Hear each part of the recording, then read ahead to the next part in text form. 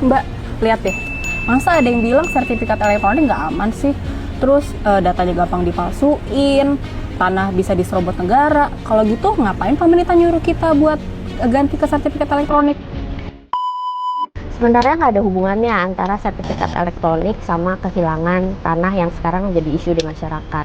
Dan masyarakat nggak perlu panik, karena sebenarnya sertifikat elektronik itu malah memberikan keamanan yang lebih. Karena yang pertama, datanya tersimpan di database nasional, kemudian tidak mudah hilang, dan juga gampang dicek dan diakses di mana aja. Kalau dulu ingat bentuk sertifikat masih kertas, itu ya? Ya, itu tuh sebenarnya malah lebih berpotensi rusak, kebakaran, hilang, atau mungkin dipalsu. Tapi Mbak, kalau emang udah sertifikat elektronik semua nih, kenapa masih ada Kantor yang nerbitin sertifikat dengan belangko hijau? Ya, karena masih berproses ya. Jadi ada dua kemungkinan. Pertama, memang pada saat proses pengajuan di si pemohon ini bertepatan dengan masa transisi.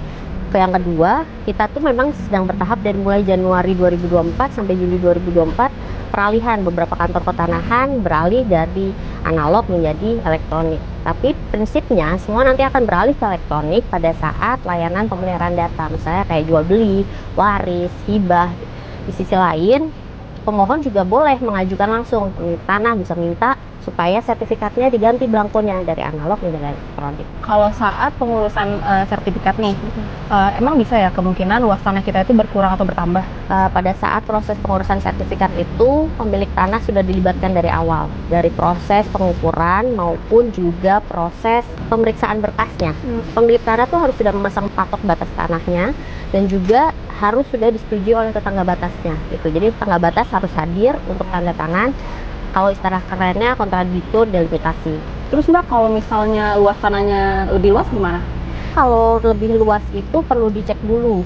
Jadi kantor pertanahan harus melakukan analisa dulu, dan nanti pemilik tanah harus membuktikan kelebihan luasan tanahnya itu dari mana. Apabila tetangga batasnya nggak setuju, maka prosesnya nggak akan bisa dilanjutin. Terus Mbak, kalau kita ngerasa dicurangi dengan luas tanah yang kita punya, kita harus ngapain? Jangan takut, kalau kamu ngerasa tanah kamu luasannya berkurang atau mungkin malah bertambah, kamu bisa lapor ke kantor pertanahan terdekat lokasi tanah kamu berada.